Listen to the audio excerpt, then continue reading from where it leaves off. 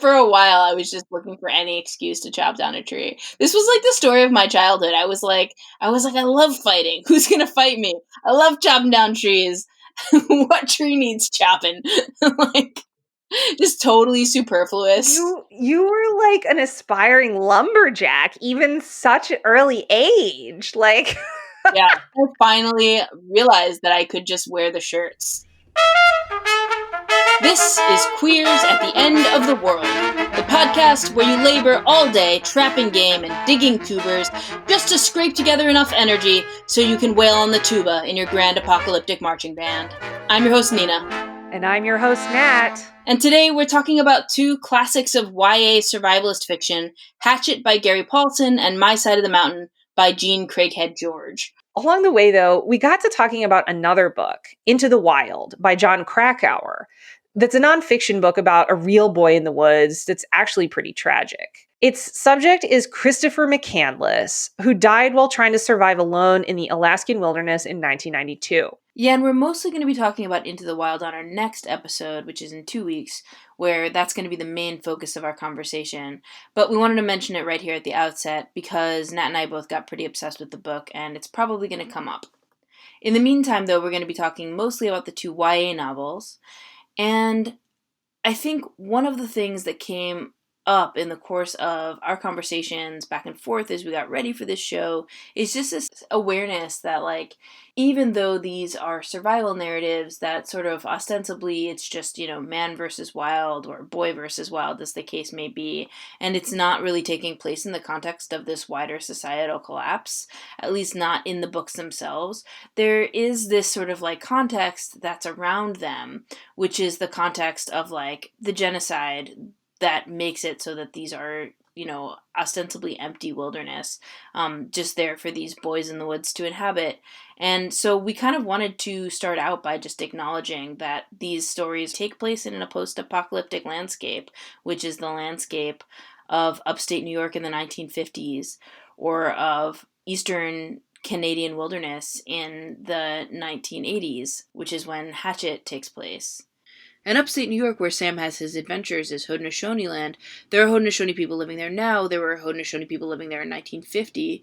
But Sam never meets any, and he has this idea of, the farm stand as like his and like his family's back forever. And that's only possible in the context of genocide and, things like George Washington ordering the complete massacre and destruction of the Haudenosaunee during the Revolutionary War. So we just wanted to kind of put it out there, and we'll talk a little bit more about how that's kind of informing the whole idea of freedom in these books.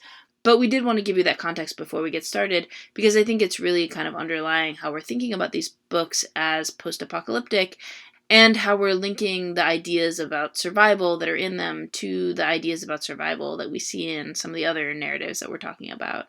All right, so now let's get started with My Side of the Mountain. In My Side of the Mountain, Sam Gribley, a young boy from the 1950s Lower East Side, leaves his crammed apartment and sailor dad and long-suffering mother and hitchhikes to the Catskill Mountains in upstate New York, where his family still owns a piece of wilderness, a farmstead called Gribley's Farm that's been abandoned for generations and gone back to the forest.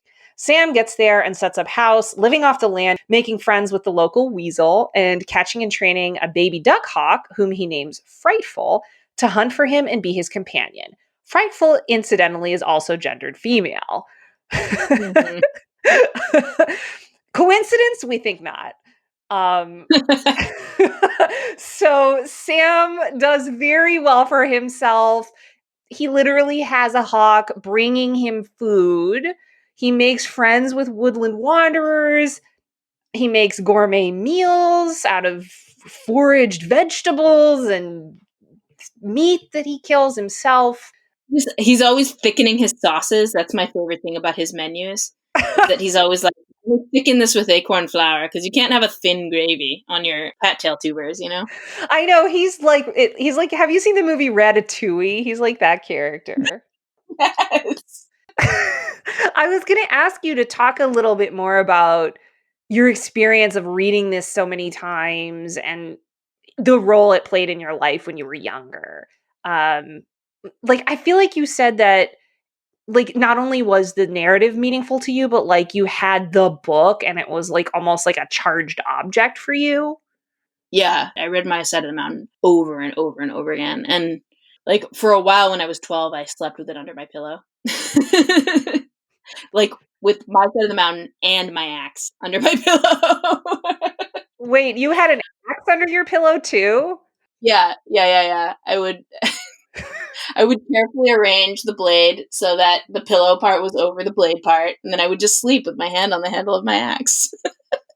I mean, when you were reading this as a kid, did you have a fantasy of going and doing what he did? Like, I wanna go and live in the woods at some point?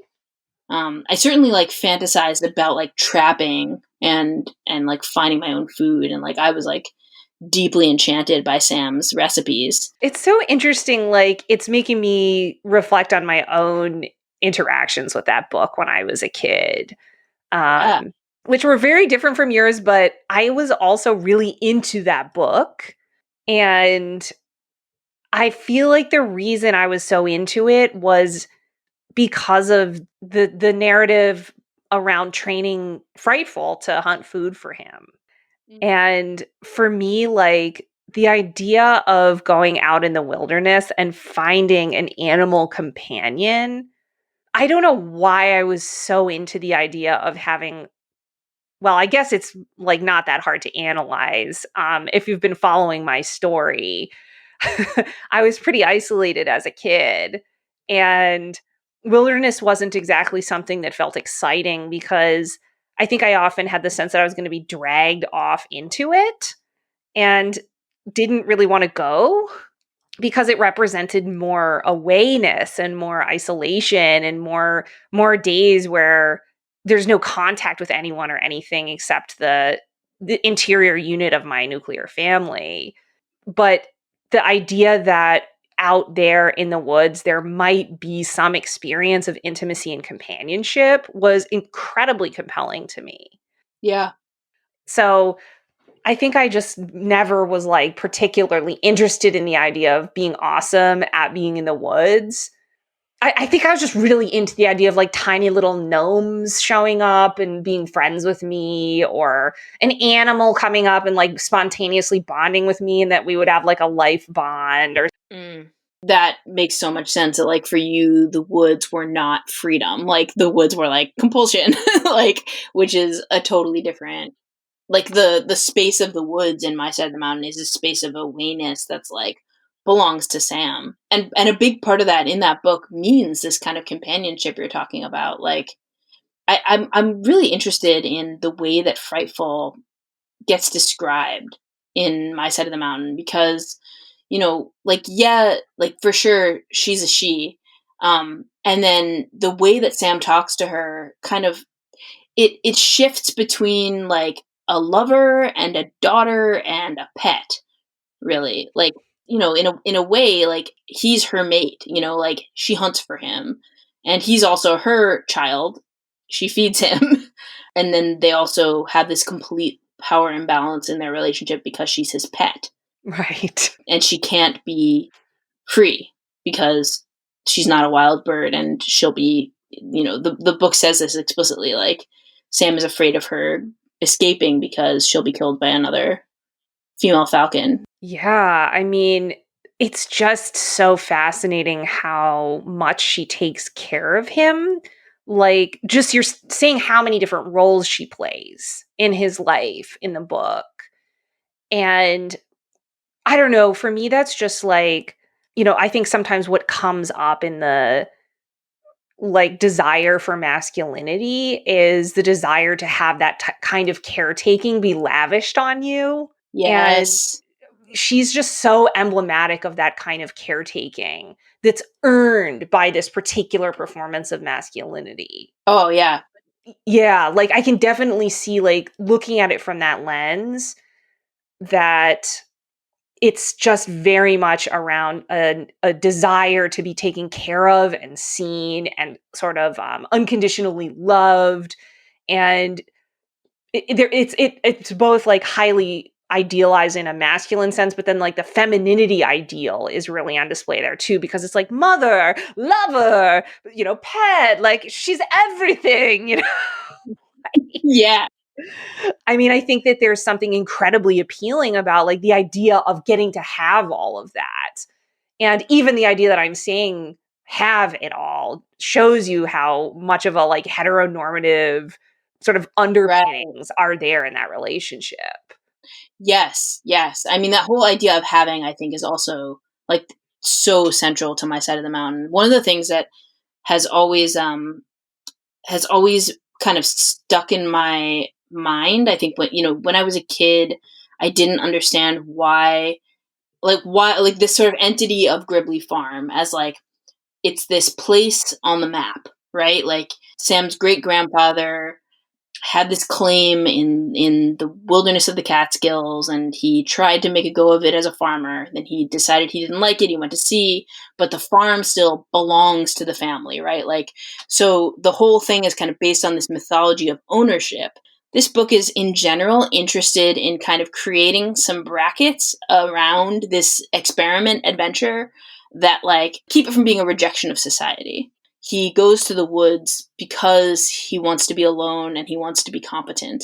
And I think there's something in there that lights up for me when you're talking about that relationship with Frightful, because even though he is doing something that in a different context might look like a rejection of modern society, it's all predicated on the like legal basis of modern society, right? He's not trespassing. Right. The point you're saying about like it's not his, like I mean, there's very much this sort of white sense of just showing up and getting to do whatever you want to do, which in this Oh, big case time. there seems to be this ineffable pang of yearning to like be at one with nature or whatever.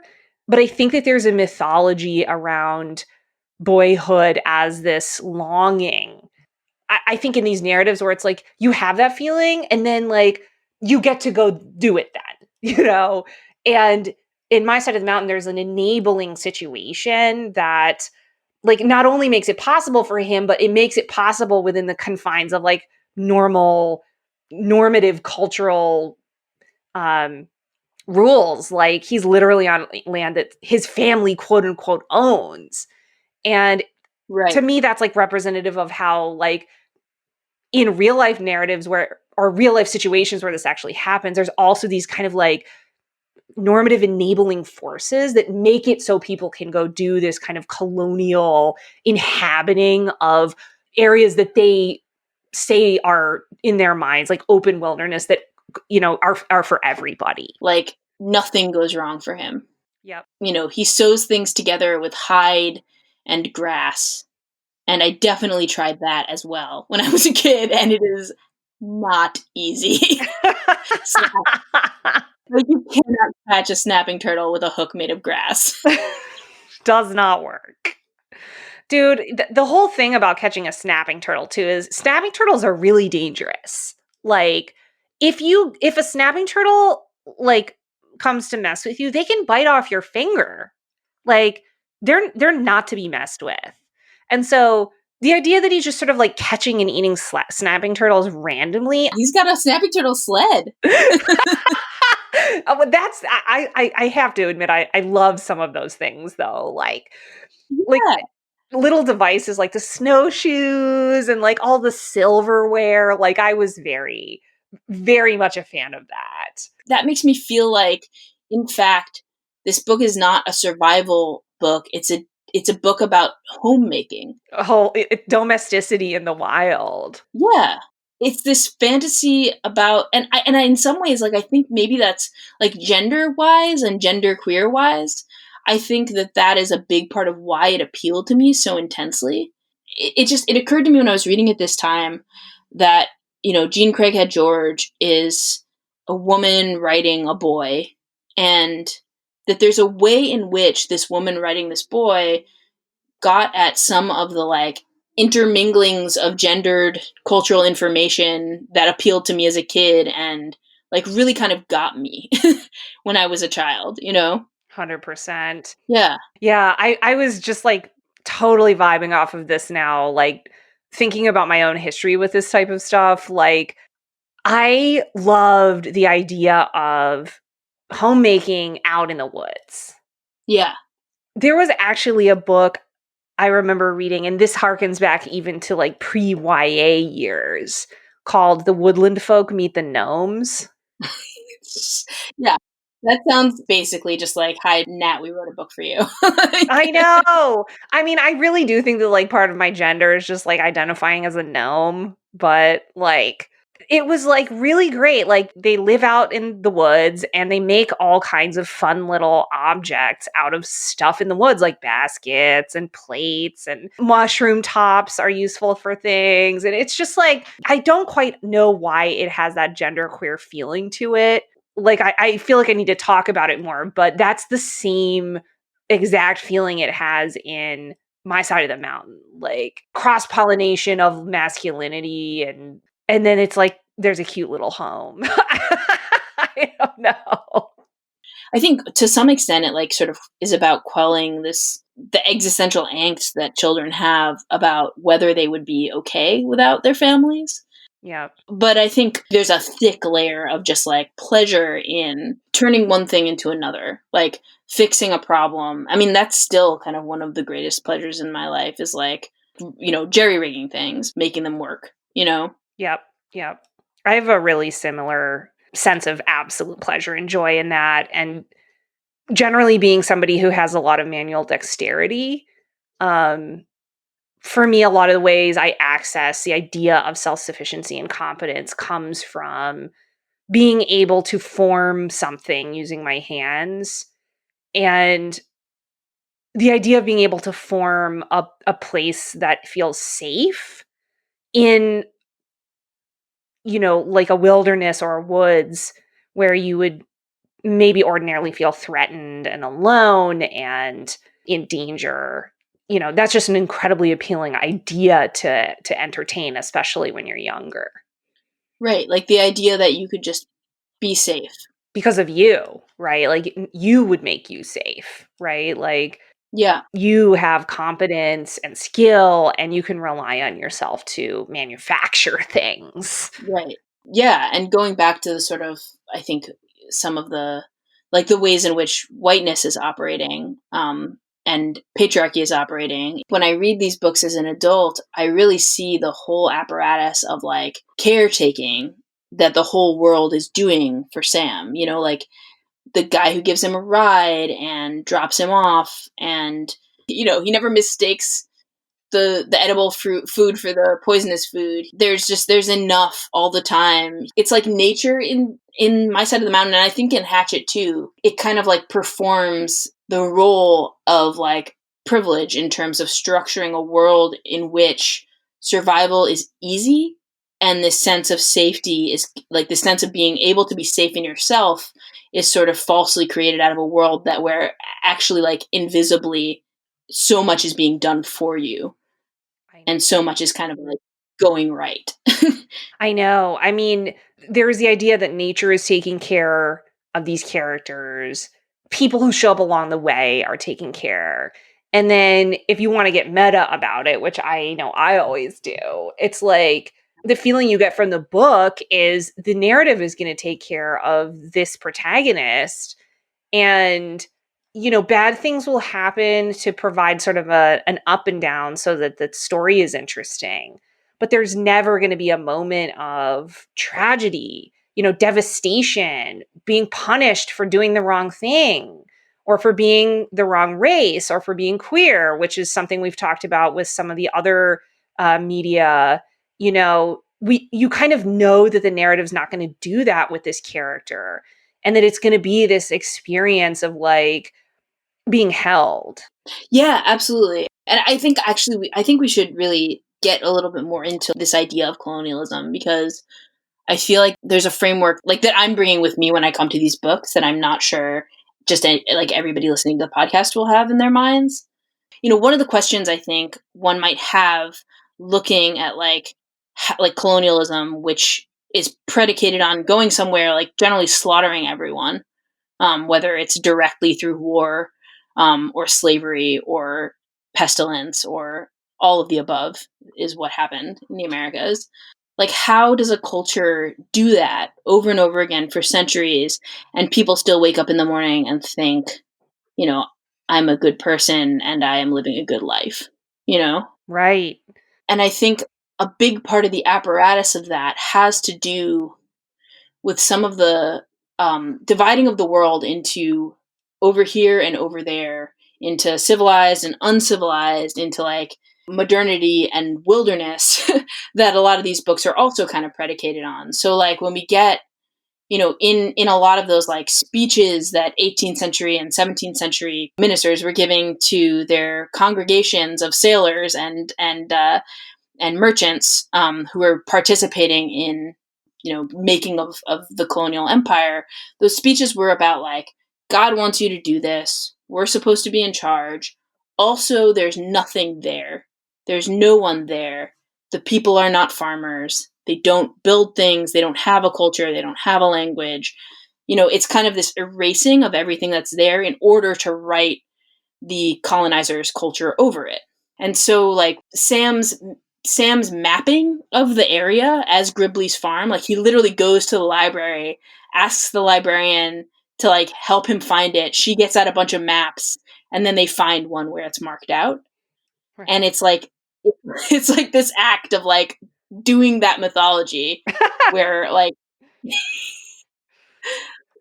takes this land and he's like finds the map where it is what he wants it to be. Like has his name on it. Literally. He's the Christopher Columbus of the Catskill Mountains.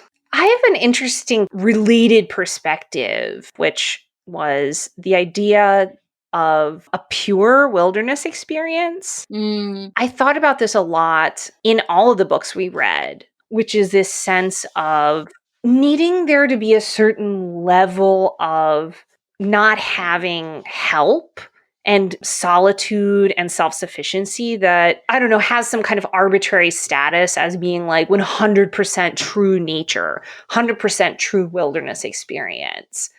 And I always feel like in these stories, there's a sense of like categorizing, it has all these notions wrapped up in it of like other people helping you, compromising this sort of lone wolf identity that you're earning by doing this wilderness survival experience and absolutely doing everything from scratch. Mm-hmm. Right, like this idea of like unclaimed territory or getting there first or something. Like you can just like plant your flag and is kind of related to pure wilderness and like, proving yourself through survival. I think that makes so much sense. It honestly reminds me of another book, which I'll just mention because I think it's really the book that is like underneath and behind like all of the narratives that we're talking about, which is Robinson Crusoe, which was like the first novel in English, and it describes this guy who, like he doesn't want to do what his parents want him to do for a living. And so he goes off to like the West Indies so that he can, live the life of a free slave owner and plantation owner. And so that's what he does. And then his friends are like, hey, buy us some more slaves. And while he's off doing that, he gets shipwrecked on a deserted island and he has to like fend for himself. And this book is like almost entirely lists of bullets and like kernels of corn and, with the occasional prayer thrown in. Somehow that's like scintillating reading for a lot of people. People went nuts for it in the 18th century when it came out, and they go nuts for it now. And, and I think it's another one of these books that's really kind of about this idea of being able to be free because you are an owner. Like, to kind of, find this land that nobody owns and then have it be remade in your own image. And it really speaks to like what the fantasy of colonization was in the first place for a lot of these Europeans who were coming over and participating in genocide. And obviously it's, much more complicated than that, but people get great pleasure out of reading this book. That's like, just like this guy counting the number of goats that he's managed to breed from like the goats that he had, that he like found on this island. And like, and I just think there's like an aspect of that that's, it's almost like imagining like, what would you do if you won the lottery or something? It's sort of this, like, partly it's a fantasy about like having. Yeah. So specifically, this idea of inventorying is so fascinating because it made me think of some of the kinds of strategy games that involve aspects of inventorying and listing and really thinking through, like, exactly, quote unquote, what this would really be like, even though it is actually leaving out an immense aspect of the reality of the history and the world that would be in existence around the limited, like, viewport of a story like this.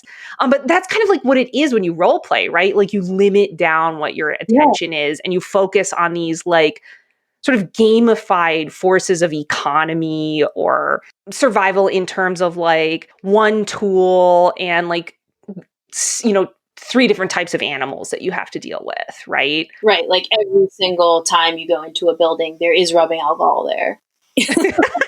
Exactly, exactly. There's this game called The Campaign for North Africa, which again reminds me a lot of a bunch of stuff that you were just saying. Yeah. Um, but in this game, it has, like, these gigantic maps, and it's like a strategy game that takes, like, multiple days.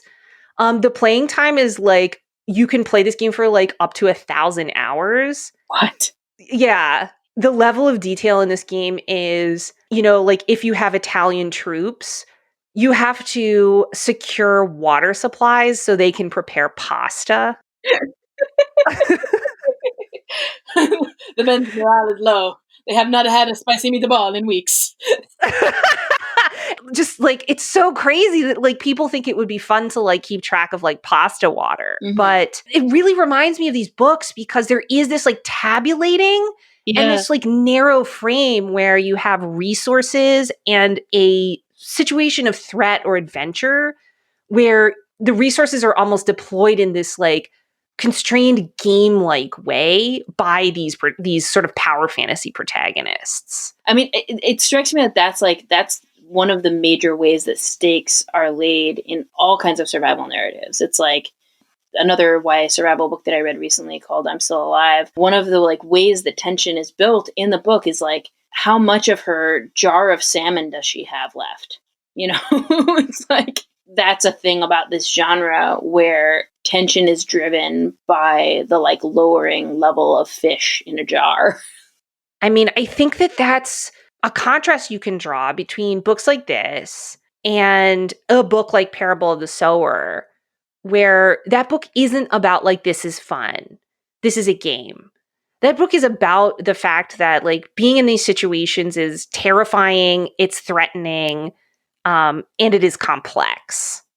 So an object, a situation, a relationship can have multiple simultaneous meanings and outcomes and implications all at once. Mhm.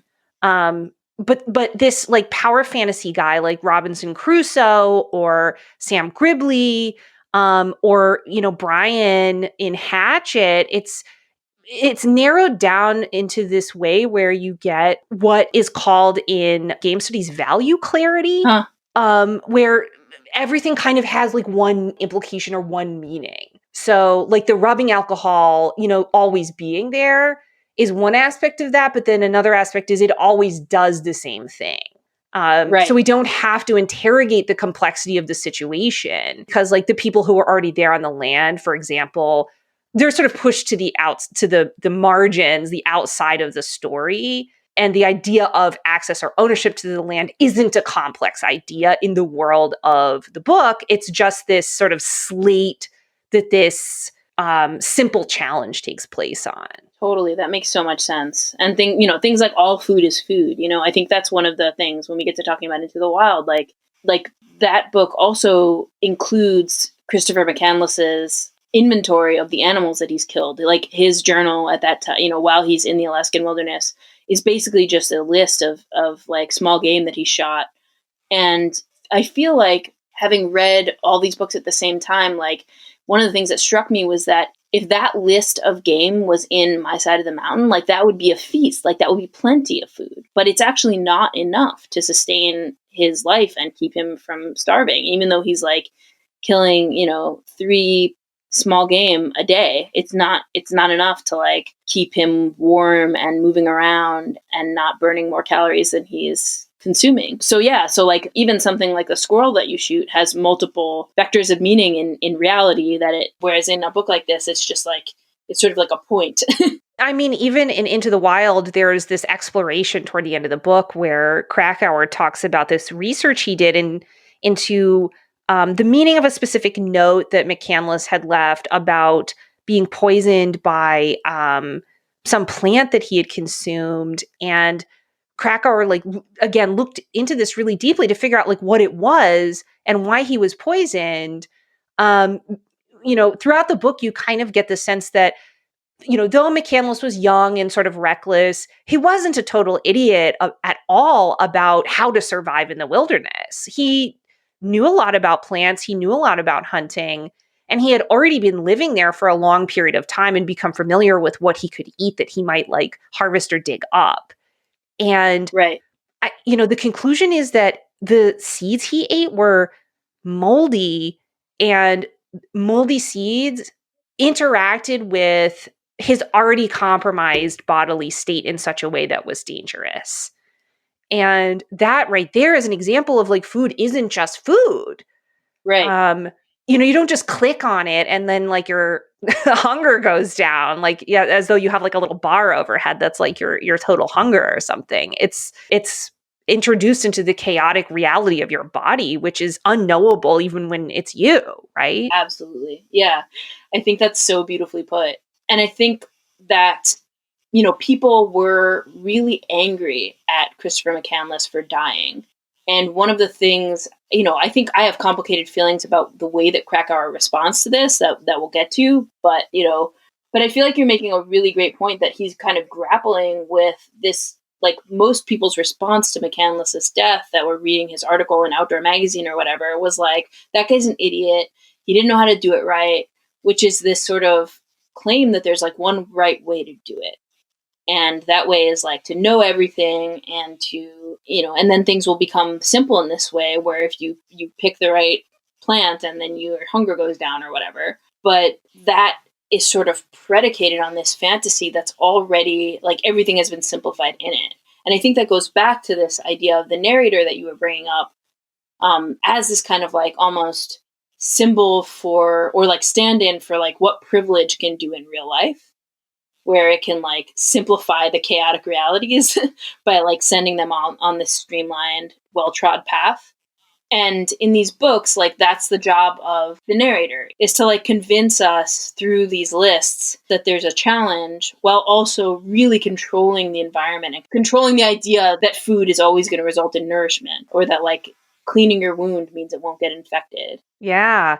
No, I know. It's a really like it's a different sense of the idea of purity that we were raising. Like one of the ways I think of purity is that there's like pure wilderness and then there's compromised wilderness. Like a city park doesn't count as wilderness or nature. Whereas if you're hiking out into the bush and you're like days away from civilization and so forth, then like that's more pure. But then there's this other kind of purity that you're getting at here, which is this pure experience of adventure and challenge that isn't compromised by complexity. And I feel like those two things are related just in this idea of wanting things to be simple that are in fact not simple at all. It's interesting to think about the two YA books as sort of like at different points along that continuum. My Side of the Mountain, I think, is just obviously the most clear example of like the whole thing being laid out in this very kind of value clear way. Everything has a singular meaning, Right. and then things are combined and recombined. And there is something really satisfying about that. I thought Hatchet, in spite of like the idea of trying to be more realistic about what would happen if you were stranded in wilderness, it still becomes this very distilled down and simplistic like masculinity narrative in the way that the book plays out. Well, I think that the stakes it's almost like in Hatchet, like the narrator is playing the same game as Gene Craighead George in terms of like if he catches 3 fish, he's full. Which so similarly, like things have fairly simple values in nature. You know, none of the predators ever really threaten his body. Like there isn't that chaos. But where the chaos comes in is mostly in ways that are really directly tied to what I think are actually the stakes, which is like whether Brian is going to become a real man. Yeah, I mean, everything kind of plays in as a device to be answering that question. So in Hatchet, the book starts with a young boy named Brian Robeson flying in a single passenger plane. His parents have just been divorced, and custody of Brian has been split between them. So when the book starts, he's flying from his mother in New York State to visit his dad, who's drilling away in the Canadian oil fields. On the journey, the plane's pilot has a massive heart attack, and in the course of his death throes, he pulls the plane off course, and Brian flies for hours, runs out of fuel, and then crash lands in a lake in the northern wilderness, hundreds of miles from where anyone would even be looking for him. So all he has with him are the clothes on his back and the titular hatchet, which becomes a central tool of his survival. And with the hatchet, Brian learns to shelter himself, make fire, fish, hunt, and he generally, masters the wilderness until like 46 days or something like that, and one tornado later, he sets up an emergency transmitter and he gets rescued. Yeah, there's a tornado in that book. There's a tornado. There's a surprise tornado ex machina. Tornado ex machina, man. There's all kinds of those things. There's a moose. He like almost gets gored by a moose, I think. Moose ex machina. Moose ex machina. It's like he encounters one of everything. And it's interesting. I was just thinking that in Hatchet, the main character there does get punished, but mainly for like crying.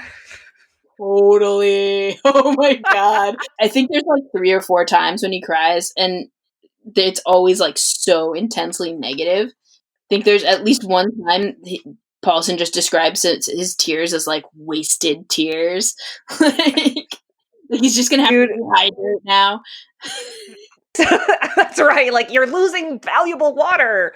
Nina, have you ever seen the Bear Grylls meme? This is I don't know, like an internet meme about Bear Grylls, this British adventurer woodsman guy who had this show called Man versus Wild. At some point, I've never seen the show, I've only seen the meme. He like drinks his own pee, and there's this meme about how like he'll use any excuse to like have to Drink his like own pee.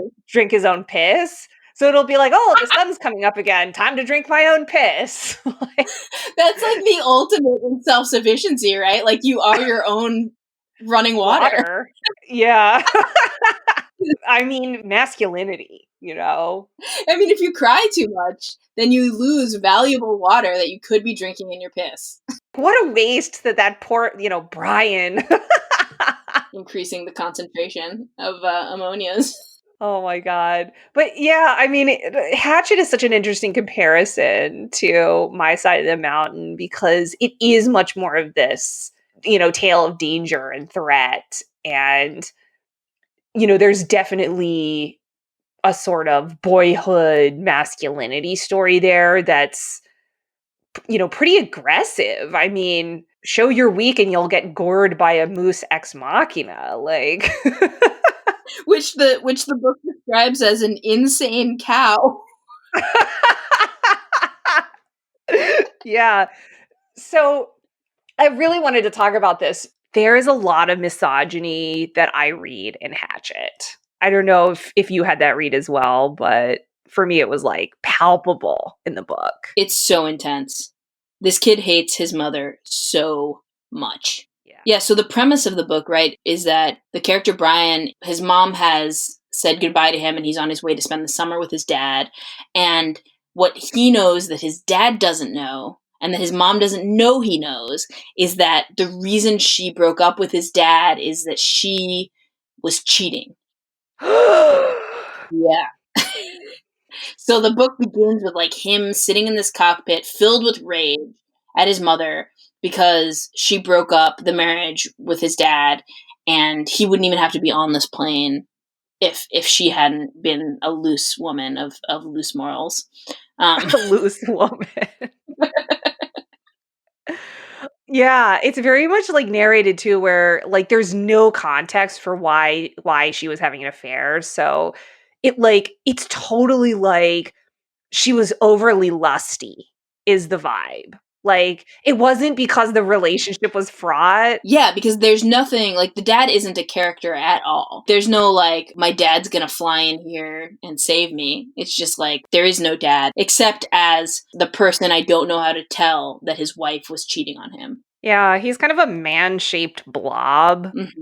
It's clear to me in the narrative that there is a sense that the dad has been, like, emasculated by this whole fact.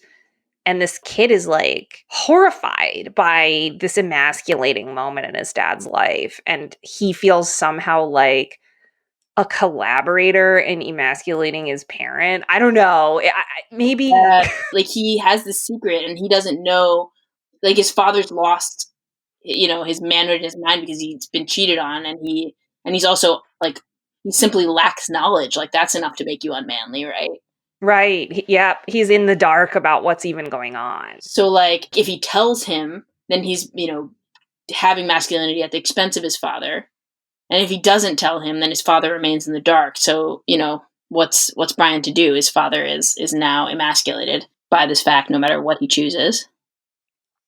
But then there's an alternative that gives him another route to having a meaningful Bildungsroman moment where he gets to inhabit masculinity in a different way through What is it, Nat? he crashes Yeah. the plane crashes and he has to survive. So Yeah. I mean, this was like the Freudian read of Hatchet, but I mean, he hates his mom so much at the beginning of the book. And I felt like there was this symbolic level that you could read it on where, at the beginning she gives him this hatchet, and it's supposed to be this gift that connects them, and he feels totally humiliated by it and embarrassed to have it attached to him. Right. She's like, put on your hatchet and turn around for me. Show me how it looks. I just like, Yeah. Exactly. And it's this it attaches to his belt. It has some kind of sheath situation. I don't actually know how it's attached, but that's of course why it's still attached to him when he crashes, because it's actually I don't know, strapped to him. And he's totally humiliated by this, and it felt almost to me like this symbol of her emasculation of the dad, it's this sharp object that's the device of emasculation. I mean, I if you want to get really psychological about it, it's like she's literally cut the dad's penis off with this symbol.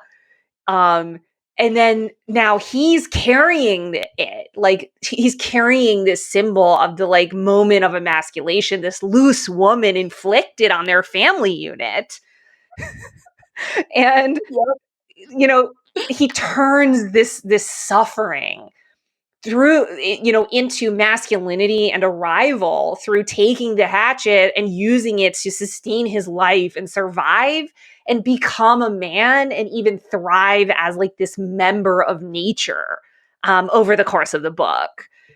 So Honestly, Nat, it is airtight. Like, even the darkest, because the plane loses its wings on the way in, too.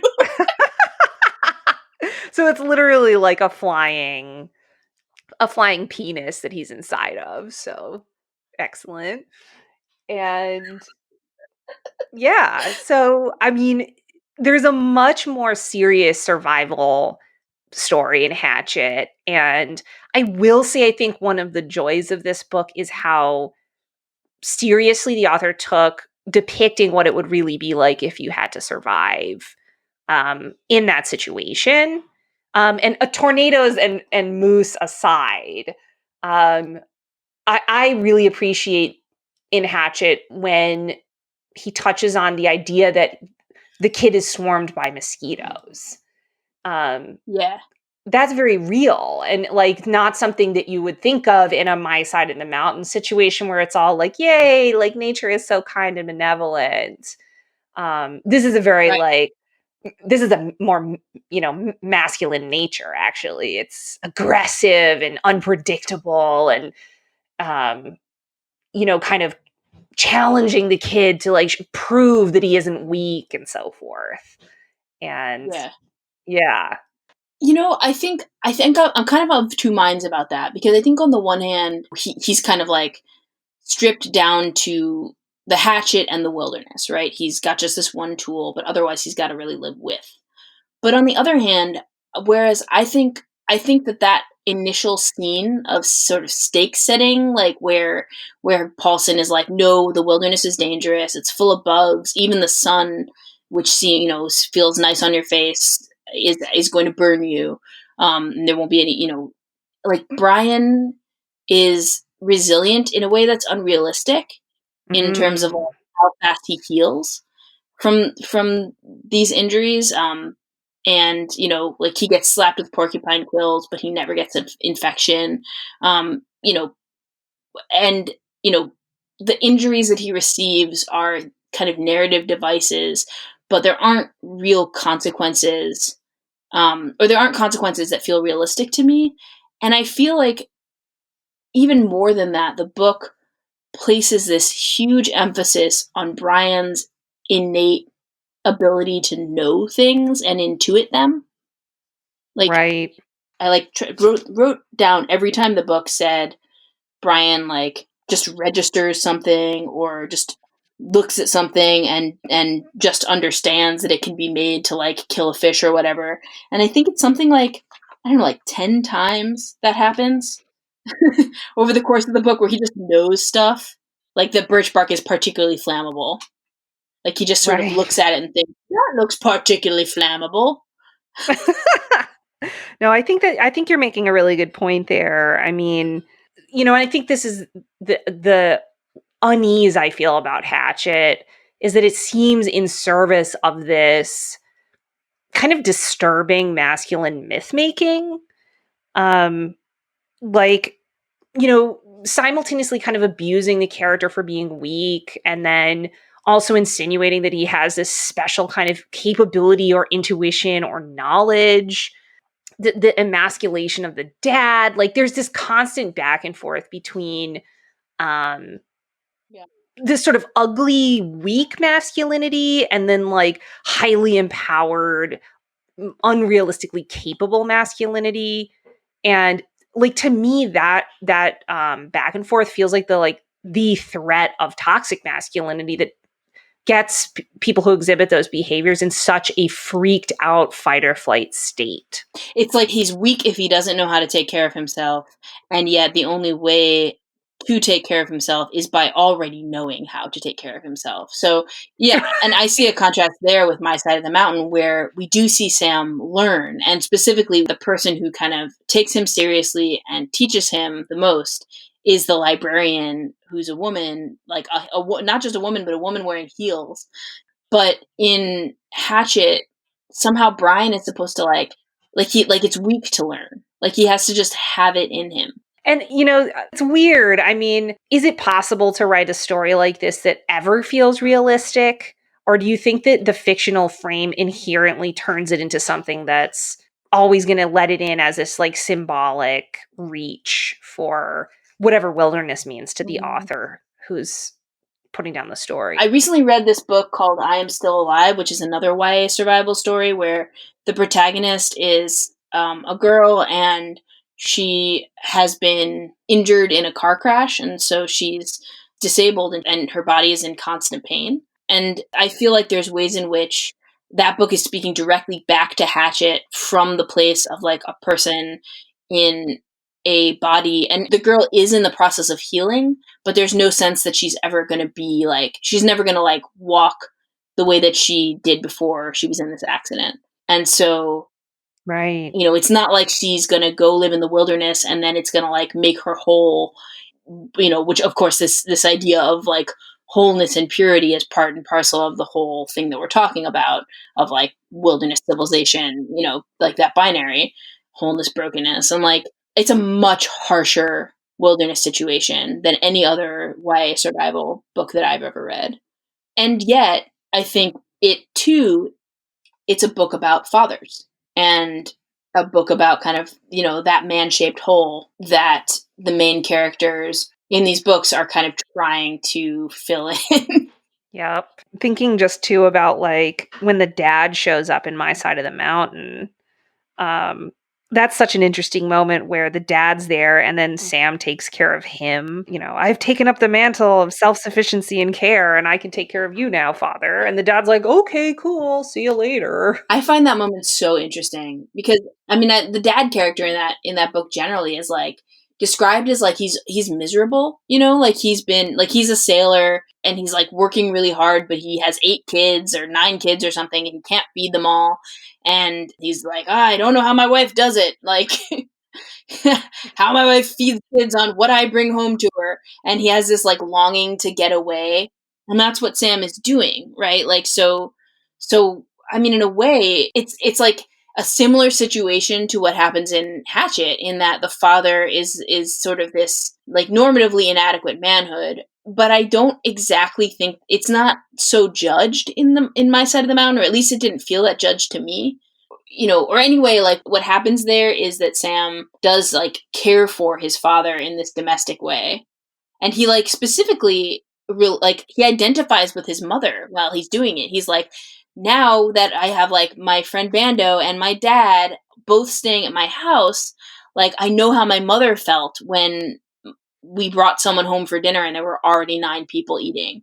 Like he identifies with his mother in her role as like caretaker and feeder. Yeah. Yeah, I feel like there's ways that My Side of the Mountain is like doing that thing, but it like maybe because it's written by a woman, and so there is like a recognition of the humanity of women and that like women's lives are real.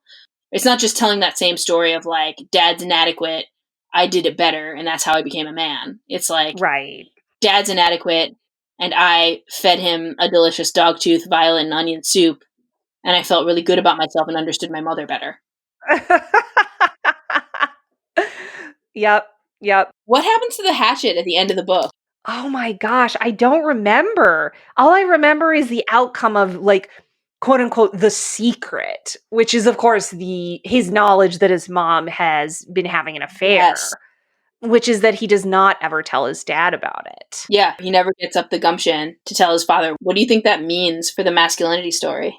Yeah, it's a really interesting ending because it has some kind of language that's like he could never bring himself to talk to his dad about it. Yeah. And that grammar is really interesting because it's a lot more complicated than just like, and he never said anything again or whatever. And if it was that much more final, it would be sort of like a triumphal moving past.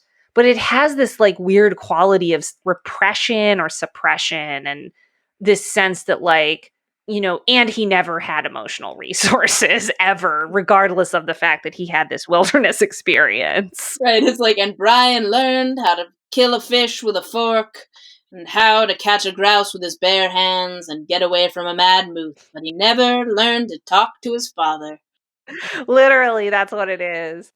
Every single one of these narratives has this father that's like emasculated before, like as the sort of like inciting incident of the whole novel, even though like apparently the inciting incident is like your plane goes down in the in the like East Coast wilderness of Canada, or you're or you're alone in upstate New York or whatever. Like the actual inciting incident is like your dad's inadequate. So like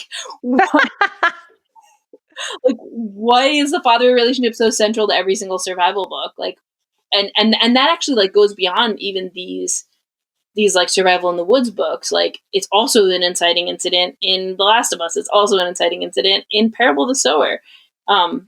So like just like what the hell is with the fathers? So this is not my area of expertise, but I was just reading some theory, and we talked about this earlier since I've been reading The Queer Art of Failure by Jack Halberstam. Yeah. Halberstam. And there is a lot of mention in there of narratives being Oedipal. And Hmm. I don't know that much about, or I would say I don't typically look at things through that lens, but there does seem to be a thread of telling narratives in that particular way where you have to be like, showing up and like murdering your dad or whatever. And it's really funny having read it and had that word applied to it because I'm like, oh yeah, like all of literally everything we've talked about in this has had that quality. I feel like it maybe is tied back to this thing that we were talking about with the narrator, right? Like, I mean, on the one hand, like, if you're going to take care of yourself, then the person who takes care of you ostensibly has to step out of the scene, right?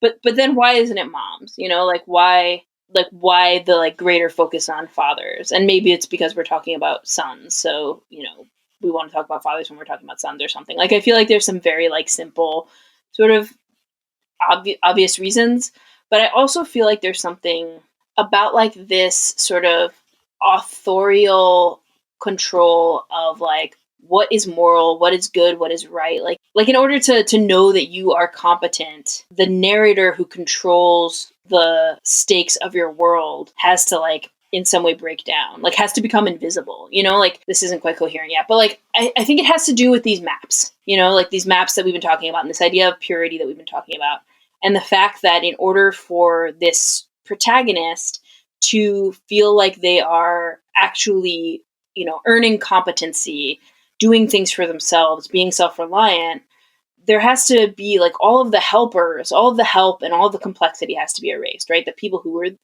are there have to be erased. The like strangeness and surprisingness of the world has to be simplified. And I think there's something about that fact, like the fact of complexity, um, that is like really threatening to the whole fundamental idea that like masculine control is attainable and self-reliance is a real thing. Because I honestly am suspecting more and more that it's not. Like this thing that we call self-reliance is like really more embeddedness in a system that's functioning for you. And I think that is so threatening to the myth of like you can like rely on yourself and that will like be what makes you a man, like have your like wilderness bar mitzvah or whatever. And like in order to like allow for that to happen, you have to erase all of the like other all of the things that would be helping you, all of the obvious things that are making it possible for you to survive. So you have to pretend that there is no father. Take, for example, many millionaires who call themselves self-made, and like that means Right. erasing the fact that they were given these massive inheritances or loans or whatever it is. It's like I think erasing the father is sort of central to like setting up the mythology of being self-made. That makes total sense to me. Because it connects with like the way I think about the general idea of wanting there to be an apocalypse. The idea of wanting to have that narrator is such a powerful motivator for people. And I think even though I'm critical of it, I think that the reasons for it make sense because of how scary it is when things are complex Yeah. and you have to think about all these truths. And for a lot of people who have the apocalyptic fantasy, I think that the narrator is the necessity of survival. Everything is filtered through that lens. Everything is value clear because you can put things in order of importance according to how or whether they contribute to you perpetuating your life forward. Right. And maybe, thinking about this question of like, why do these books feel like they are connected to this idea of like apocalypse and that kind of survival is because I think another way that they're connected is that question, it's not about kill. It's not a question of like, do you shoot this person or not?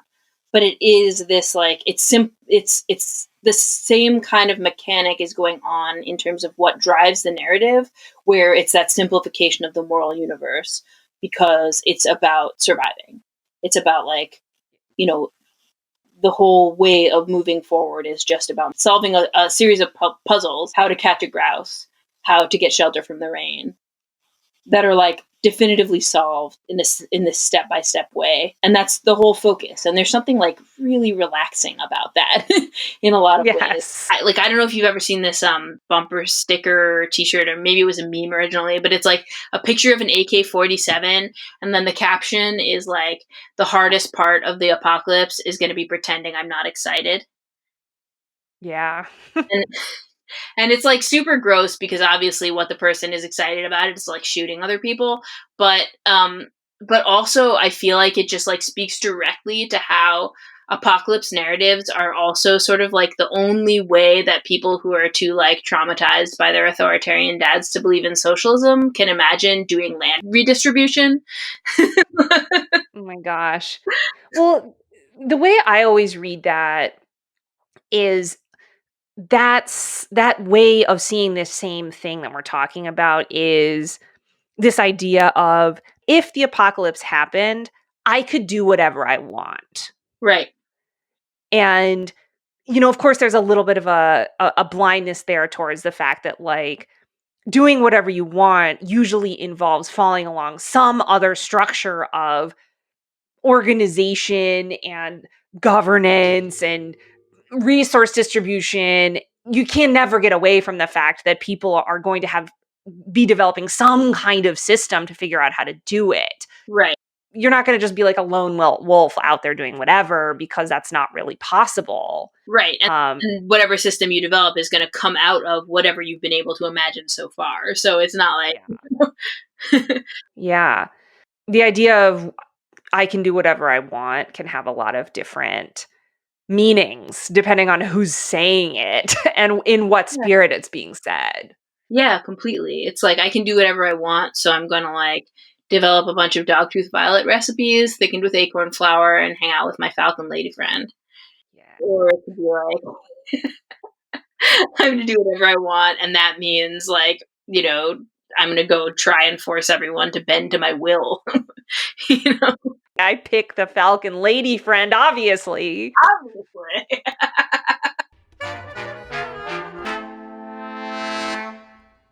Next time on Queers at the End of the World, we'll be talking about Into the Wild, a nonfiction narrative by John Krakauer that describes the life of a young man who lived on the road and died in the Alaskan wilderness in 1992. The subject of Into the Wild really was a person who was looking for a kind of purity in the wilderness, but the book's author seems kind of more interested in survival in the bush, if you know what I mean. This has been Queers at the End of the World. Our show art is by the fabulous Ellie Yanagasawa, who you can find for your own commission at Ellie the Cosmic Jelly. The music for this episode was La Fin des Haricots by Tintamare. You can find us at queerworlds.com or at Queerworlds Podcast on Instagram. If you enjoyed the show, we would really, really appreciate it if you'd rate and review us. It helps people find us, and it lets us know that you're out there listening. And tell a friend who you think will enjoy it.